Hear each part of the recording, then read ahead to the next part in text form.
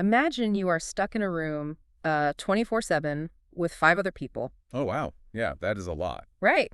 And you are expected to study for some of the most difficult exams of your life, navigate a really complex social hierarchy, figure out your own independent identity, All at the same time. all at the same time. And you can't ever leave to get a break from it all. I mean, it sounds like an intense psychological isolation experiment. It really does.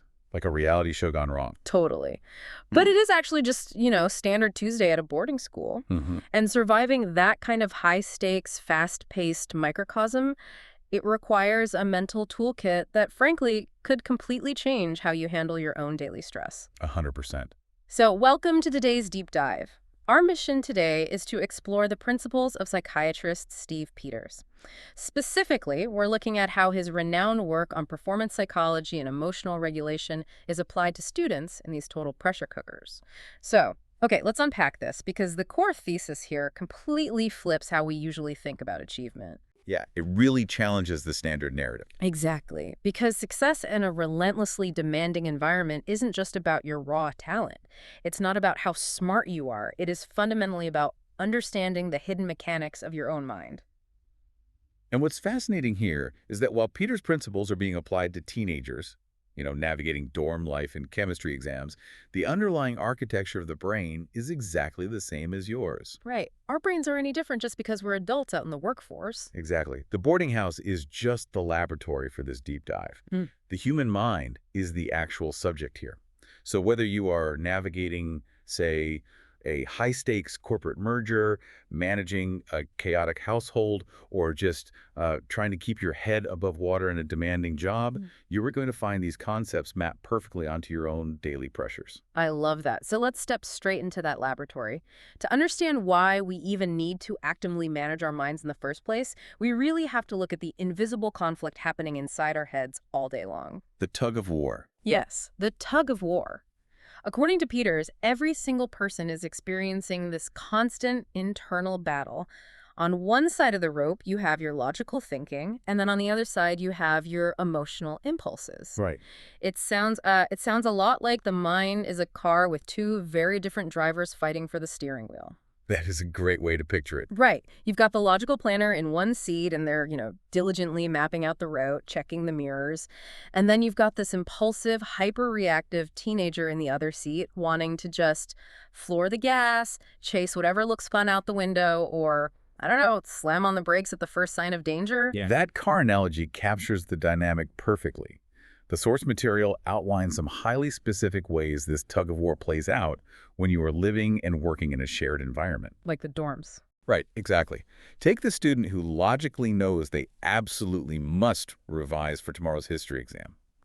The logical planner has the textbook open, but the emotional driver feels a sudden, overwhelming pull towards scrolling on social media or, wandering down the hall to socialize. Oh, I mean, we have all been there. The pull of the phone is real.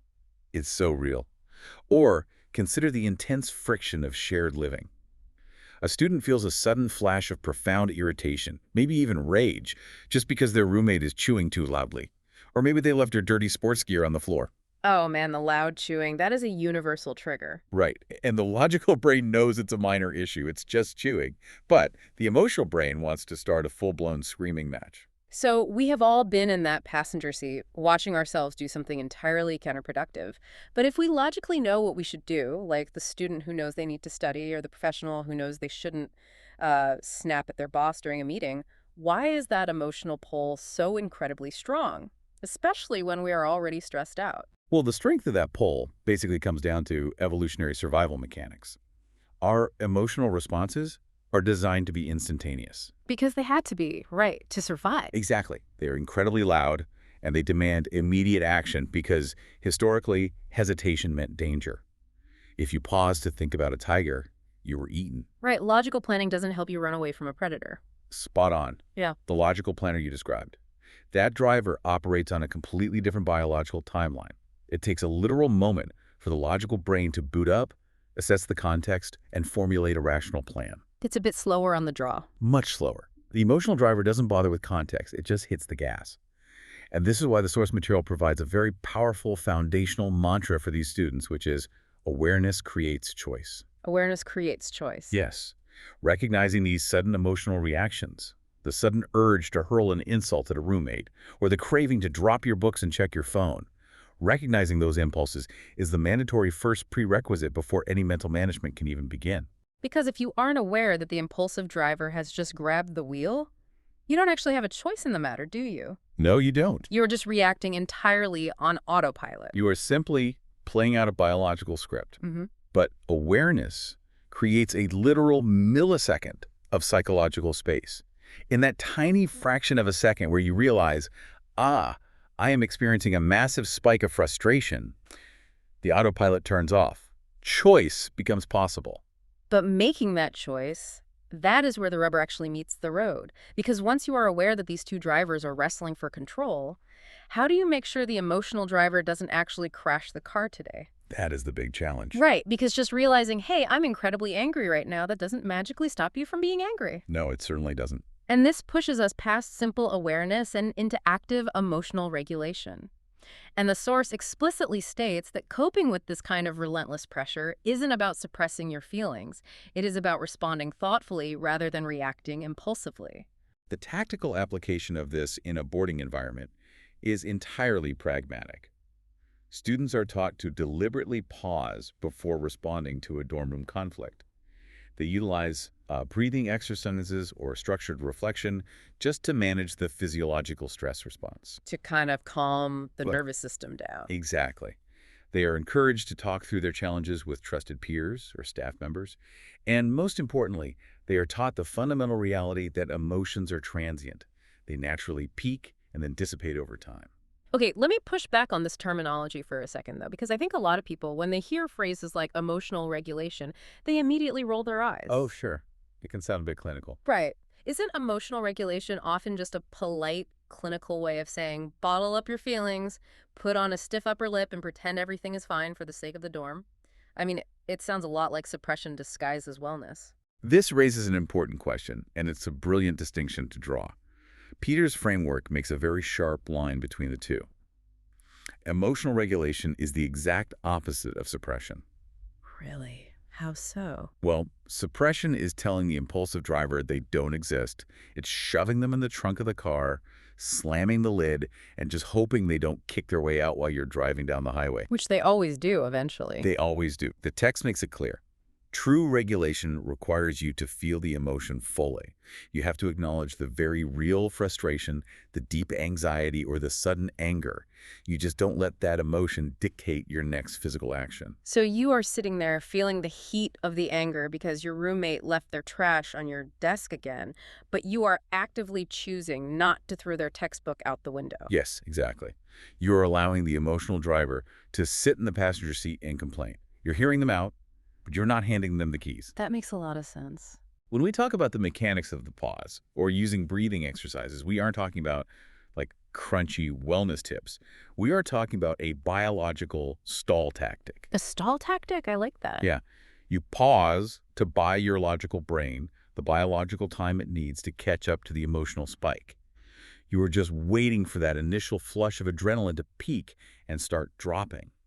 And once the chemical wave starts to recede, the logical planner can look at the situation and decide on a productive response. Like having a calm conversation about shared space boundaries instead of yelling. Exactly. That reframes those techniques completely. Yeah. It's not about calming down to be polite. It's about stalling until your actual brain comes back online. Perfectly said.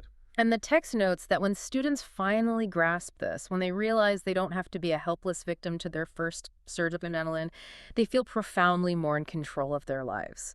You build authentic confidence not by avoiding tough emotions, but by proving to yourself over and over again that you can navigate them without crashing the car. It creates a tremendous sense of self-trust. And once you develop that self-trust, you uncover another layer of this psychological framework. Oh, which is? Well, if you are successfully regulating your emotions, you very quickly realize how exhausting it is to fight that internal battle every single day. You Yeah. realize you absolutely cannot rely on your feelings to get your daily work done. Oh, which flips the script entirely on how we view motivation versus consistency. And here's where it gets really interesting. We have this massive cultural obsession with feeling motivated before we tackle a difficult task. We really do. We wait to feel like doing it. Yes, but relying on motivation is like trying to power your house with lightning strikes. It is incredibly flashy, it feels amazing when it hits, but it is completely unpredictable. You can't run a refrigerator on lightning. No, you definitely can't. Consistency is just plugging into the boring, reliable, invisible power grid. That analogy perfectly illustrates Peter's approach to human behavior. He strongly emphasizes that sustainable behavior is shaped by routines, not by those occasional, unpredictable bursts of motivation. Right. In a boarding school setting, this plays out through rigid, institutionalized structures. A student attends prep, which is their designated, mandatory evening study time, regardless of whether their energy is high or low. So it doesn't matter if they feel motivated. Not at all. They don't sit around waiting for a lightning strike of inspiration to compel them to study chemical equations. They sit down and open the book, simply because it is 7:00 DM, and 7:00 p.m. is prep time. It's the same logic applied to maintaining strict sleep routines, despite the massive temptation of social distractions just down the hall, or preparing steadily for an exam over 3 weeks instead of relying on a panic-fueled last-minute cram session. Exactly. It's all about building these small, unglamorous habits.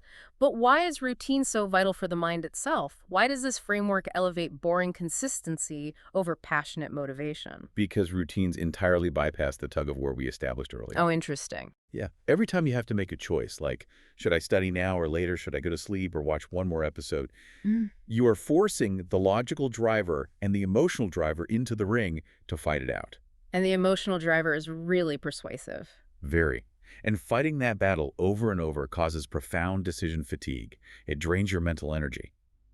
But if studying from 7 to 9 is a non-negotiable routine, the decision has already been made. The fight doesn't even happen. Right. The logical driver doesn't have to fight the emotional driver tonight because the rule was established weeks ago. By consistently plugging into that power grid, these small actions build a massive, stabilizing foundation. That makes so much sense. The text explicitly links this consistency not just to better academic grades, but to the cultivation of deep, enduring personal discipline. It stabilizes the student's entire world, making the high-pressure environment actually manageable. But let's be realistic about what it takes to maintain that grid. Because plugging into those tough, boring routines when you are physically exhausted, when it's raining outside, and when your friends are having fun without you, that requires a very specific kind of internal environment. It absolutely does. You can't sustain a grueling routine if your own mind is constantly tearing you down. Yeah. And that leads us to the internal soundtrack. Yes, the self-talk, the ongoing narrative running in the background of a student's mind profoundly dictates their resilience. The source provides a brilliant contrast here between helpful and unhelpful internal dialogue. It highlights helpful self-talk, things like, I can improve with practice, or this challenge is temporary, or mistakes are just data that help me learn. All very logical planner statements. Exactly, and it heavily warns against unhelpful self-talk. Those absolute statements like, I'm terrible at this, or I'll never figure this out. The text notes that this negative dialogue actively increases stress and significantly reduces a student's willingness to even put in effort. We have to look at the mechanics of why words have so much power over our behavior. Let's walk through a really concrete scenario. Okay, let's do it. Imagine a student gets a chemistry test back, and they've completely failed it. Ouch. Right. If their internal dialogue immediately starts screaming, I'm stupid, I'm never going to pass this class, everyone else here is smarter than me, the emotional driver hears that narrative as an existential threat. Like a literal tiger in the room. Exactly. The brain's threat response system activates. The student feels intense anxiety, shame, and a desire to just shut down or hide. They certainly aren't going to utilize their evening prep time to study chemistry. No, of course not. They will avoid it at all costs because it triggers pain. Precisely. So what does this all mean for changing the habit? What does shifting that narrative actually look like in the heat of the moment? Because, I mean, it's easy to preach about positive self-talk when you are relaxed on the couch. But how do you intervene when you are literally holding a failing grade in your hand? Well, the intervention happens in that fraction of a second of awareness we discussed earlier. Or pause. Yes, the pause. The student feels the shame spike, catches the thought, I'm stupid, and actively forces a pivot. They consciously substitute the thought with, this challenge is temporary. Mistakes help me learn. Do they swap the script? They do. Mm-hmm. And by changing the language, they de-escalate the biological threat response. The word temporary signals to the brain that it doesn't need to panic. The emotional driver stands down just enough for the logical planner to step in and say, okay, let's look at which specific questions we got wrong and ask the teacher for help tomorrow. Wow. So changing the thought literally changes the trajectory of their entire week. It changes everything. And in a boarding school environment, that single intervention doesn't just change their week, it changes the atmosphere of the entire room. Because if that student comes back to the dorm spiraling in panic, throwing their bag against the wall, and venting about how unfair the teacher is, that mood doesn't stay contained. It definitely doesn't. Shared living requires a high degree of emotional awareness because moods and behaviors in a closed community are highly contagious. Contagious like a tuning fork. Oh, I love that. Yeah, if one person in a small dorm room starts vibrating with intense anxiety or anger, everyone else's stress levels start humming at that exact same frequency. You can literally feel the tension in the air when someone walks in carrying a bad mood. That tuning fork analogy hits the nail on the head. Your internal state bleeds outward. If you are spiraling with negative self-talk and lashing out with impulsive reactions, that tension radiates to your roommate, to your study group, and eventually saturates the culture of the entire floor. It's a domino effect. It is. And the text makes a crucial point here. Shifting your internal narrative and regulating your emotions is not just a self-help trick for your own personal benefit. It is a fundamental social responsibility. That is a massive paradigm shift. You aren't just managing your mind so you can get a better grade on the next chemistry test. You are managing your mind so you don't pollute the environment for the 5 other people who have to live with you. Exactly. Students contribute positively to the entire boarding house when they recognize the weight of their own reactions. Taking responsibility for managing your frustration means you actively choose not to dump your stress onto your roommate. Right. It means developing the emotional maturity to recognize when your emotional driver did grab the wheel and having the courage to apologize and repair the relationship afterward. Which is hard to do. It is incredibly hard. Hmm. It also means learning how to support a peer who is struggling without absorbing their anxiety as your own. If we connect this to the bigger picture, mastering this internal voice and understanding the dual mind, it is the invisible glue that holds a healthy community culture together. So if we zoom all the way out and look at the whole picture we've built today, we have the dual mind, the logical planner, and the impulsive teenager fighting for the wheel. We have the mechanism of the pause, buying our brain time to regulate rather than suppress. We have the power grid of consistency completely replacing the lightning strikes of motivation. And we have the tuning fork of our internal soundtrack vibrating outward to impact our entire community. That is the complete toolkit. So why does mastering this specific toolkit matter so much in the grand scheme of things? Well, the source material wraps this up by looking far beyond the immediate horizon of exams and dorm rules. It argues that understanding the mechanics of the mind certainly helps students survive the immediate academic pressure. But more importantly, these exact skills are what allow them to build resilient friendships. Yeah. It's what allows them to develop profound independence, knowing they can trust themselves to handle adversity. It is the ultimate preparation for the reality of adult life, because the challenges don't stop when you graduate. The stakes just get higher. And the core thesis that Steve Peters leaves us with is profoundly empowering. You cannot always control what happens around you. You rarely can, honestly. Right. You cannot control the difficulty of the project, the behavior of your colleagues, or the unfairness of a situation. But you can learn to understand and eventually master exactly how you respond to it. And daily life is going to provide you with daily opportunities to practice this mastery.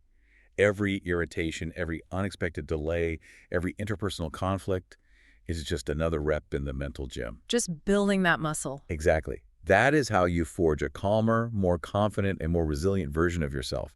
And as we established at the beginning, this laboratory isn't restricted to teenagers in uniforms. Not at all. So I want to leave you with a final thought to mull over as you step back into your day. Think about your own adult equivalent of a boarding house. Maybe it is your bustling open-plan office, your chaotic family home, or your core group of friends. We all have one. We all do. If, starting tomorrow, you treated every minor irritation or distraction in that space not as a personal annoyance, but as a real-time psychological training ground to practice the pause and rewrite your self-talk, how would your role in that community transform by the end of the week? Such an incredible question to reflect on. We are always practicing something with our behavior, so we might as well make sure we are practicing the right thing. Thank you so much for joining us on this deep dive. We hope it gave you some practical biological tools to manage your own two drivers today. Until next time, take care and keep learning.